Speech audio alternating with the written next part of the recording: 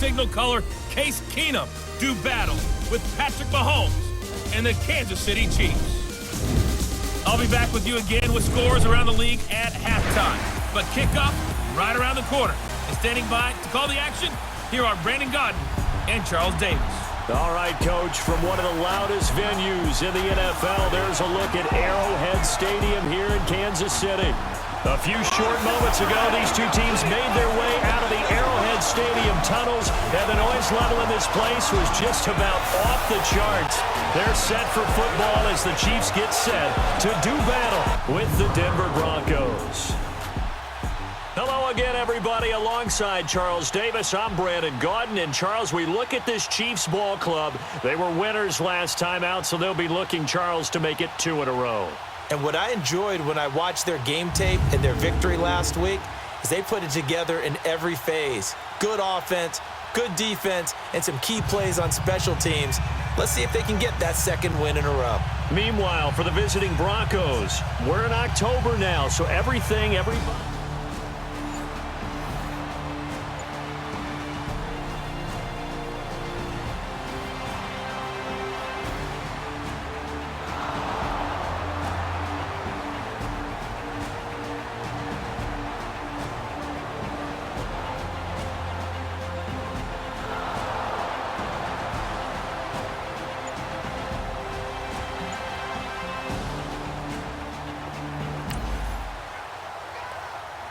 Nothing on the scoreboard, 0-0 as the offense gets ready to take over the football.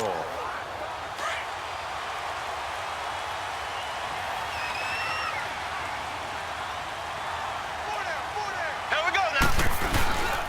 They'll run it now. This is Charkandrick West. And he roams across the 20 to the 24-yard line. In a word, I would say productive, finding the end zone 3 different times. Is it possible that you're really underselling it? 3 touchdowns, just going to call him productive? What do you want? This guy had a nose for the end zone. He was good. Had a snoot full, didn't he? How about that? Big-time game. Defensively here, you're facing a top-5 team in terms of points scored in the NFL. So when they're that high-powered, you've got to find a way to hold them under 20. Because to me, that's the magic number. 20-point score, you give yourself your best chance to win. So if they're up around 24, 28, 30, they could be in some trouble. And I think so, because then you turn it into a shootout, and that means your offense has to keep pace. So a look here at the key inactives, and we got this list before. Be ready to play. That's the mantra of every organization.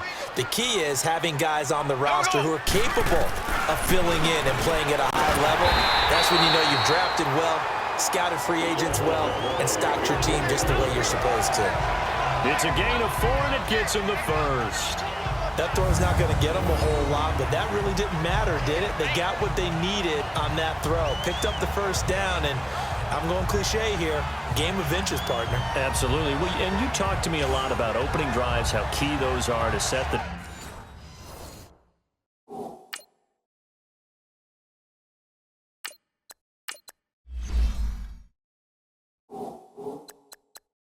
tone. You kept the drive alive. 3rd down conversion here is big.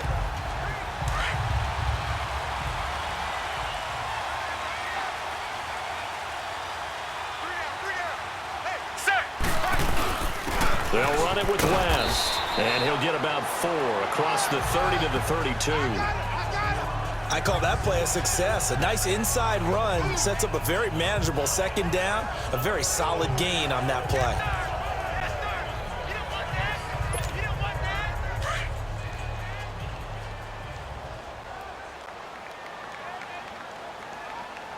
Ready. Right 20. Right 20. Panning.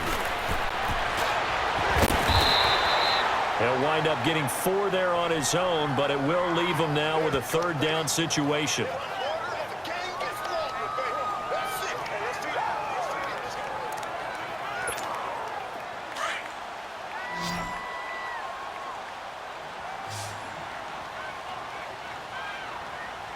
Ready.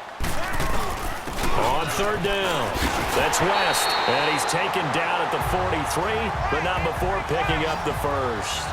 7 yards there, good enough to move the sticks.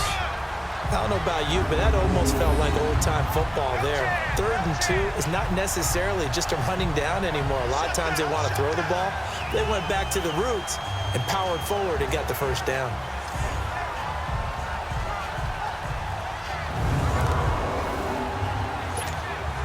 A couple of first downs has the football positioned at the 43 as they come up 1st and 10. Here we go. Now Henning. Over the middle, he's got Watkins. And he'll get it out a couple yards shy of midfield at the 48. And Watkins, you see him there, still.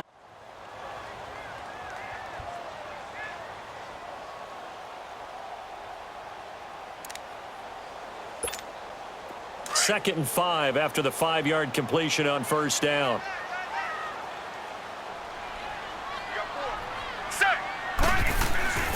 He'll look to throw. And going deep for Hill. Got a man. It's caught inside the 10. A big play there for KC. 47 yards. That's a big-time pitch and catch right there. And, partner, I remember the days when quarterbacks would try this. They were holding their breath. But nowadays, they're counting on their receiver to be just a little bit better than the defensive back when it's one-on-one and the ball's in the air like that.